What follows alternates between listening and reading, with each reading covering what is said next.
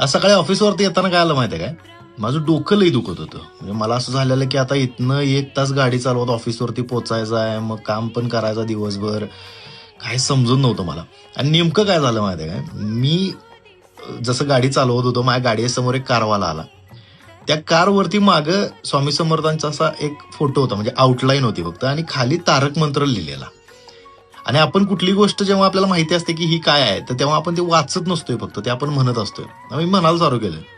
निशंक होई रे मना, निर्भय होई रे मना, प्रचंड स्वामी बळ पाठीशी, नित्य आहे रे मना, अतर्क्य अवधूत हे स्मरणगामी, अशक्य ही शक्य करतील स्वामी. आणि हे मी म्हणत म्हणत ऑफिसपर्यंत पोहोचलो काय.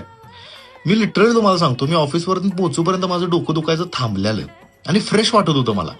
आणि जसा मी ऑफिसच्या इथनं टर्न घेतला, म्हणजे पार्किंगच्या इथं, तिथे एक रिक्षा होती आणि त्या रिक्षावरती पण सेम श्री स्वामी समर्थ असं लिहिलेलं आणि खाली लिहिलेलं, भिवू नकोस मी तुझ्या पाठीशी आहे. ह्यो अनुभव असं मला झालं, आई शपथ म्हणलं काय विषय आहे ह्यो.